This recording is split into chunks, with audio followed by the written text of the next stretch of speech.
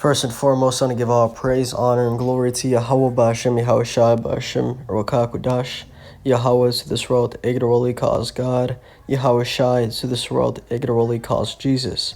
Ba'Hashem means in the name, Rakah means spirit, and Kodash means holy. And that's all in the Paleo Hebrew. I also want to give double honors to the elder bishops and apostles of Great Millstone that taught me this truth. And I'm going to play a video here real quick. And it's titled by the brother, "Everybody knows you are the devil whom the Bible speaks of." Right, and he put Job chapter 9 verse 24 says, "The earth is given into the hand of the wicked.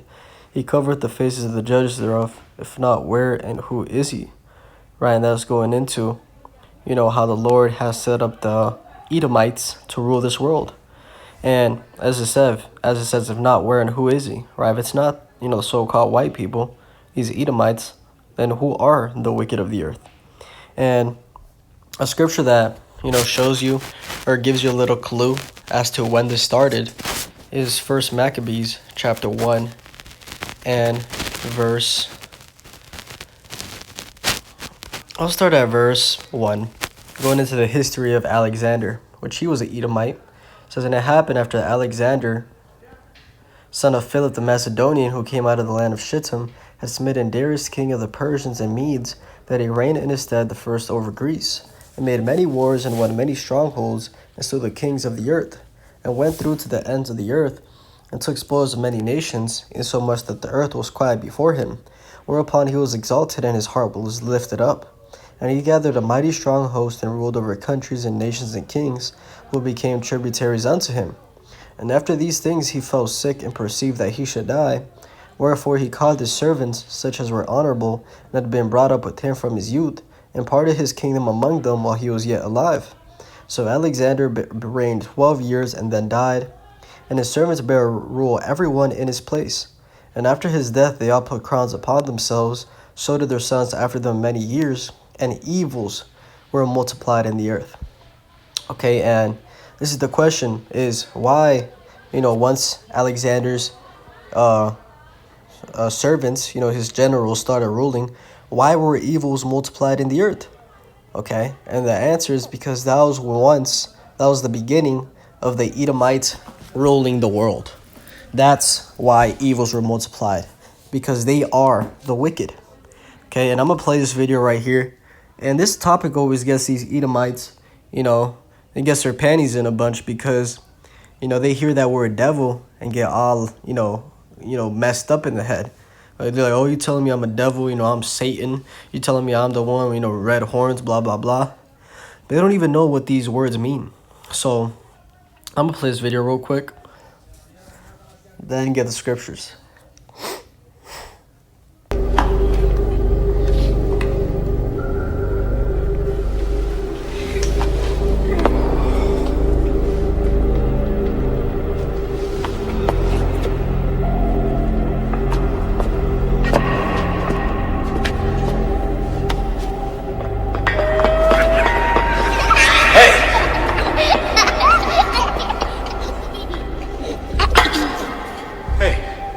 Who are you guys? You're not gonna answer me? We can't. You're a demon. Did you just call me a demon? Yes. Why? Because that's what my dad told me you are. He says you are for the devil. Early this morning, Right, and it just keeps going when with you this clip right knocked here. on But my what door, we just saw right there. Did you just call me a demon? On this earth. Yes. Is you have those little jakes up top, Israelites, looking down on, the Edomite, so-called white man. And that's what's going to happen according to the Bible. And when he said that, the kid said, "My dad said that you're the devil," it's 100%. So let's first go into what does the word devil mean. Okay, that's the first thing we have to start with.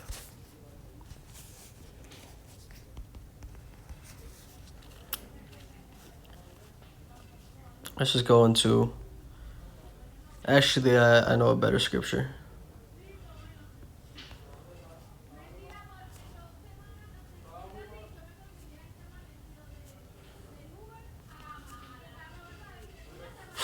Right, Revelation 2 and 10, it says, Fear none of those things which thou shalt suffer.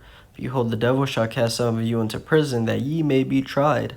And ye shall have tribulation 10 days. Be thou faithful unto death, and I will give thee a crown of life. Now the question is here, is this talking about an actual, demon, the spiritual entity Satan? Is this talking about a demon putting you in prison? The answer is no, because this is talking about the so-called white man. Okay, there's government. And, when we go into that word devil and what it actually means, the word devil in the Greek is diabolos, which means prone to slander, slanderous, accusing falsely, a calumniator, a false accuser, slander, metaphorically applied to a man who, by opposing the cause of God, may be said to act the part of the devil or to side with him. And that's the definition. All it means is somebody that is opposing the cause of the Most High. Okay, and first and foremost, that's these Edomites. Look at their major kingdom right now, America. What does America stand for? A wickedness. You do whatever you want to do. LGBTQ. These people are devils against the Most High. Right. So when it says that the devil shall cast some of you into prison, it's talking about these governments. This government putting the believers into prison for speaking against the wickedness that they do. Okay. And they always get all types of hurt, because of that word devil, not having any understanding at all. Even when you go into the word Satan, it goes into the word there is Satanas, which means adversary, one who opposes another in purpose or act, the name given to, and then he gives all these definitions. But look at definition B. It says a Satan-like man. And that's exactly the point. Is one who opposes another in purpose or act, an adversary. Right? These Edomites are the biggest adversary to the Lord. Like I said, look at their kingdom. So I just wanted to, get a couple scriptures dealing with that, and let's get a scripture now dealing in Obadiah, showing you that the scriptures refer to the Edomites as the wicked of the earth. Obadiah chapter, actually I want Malachi.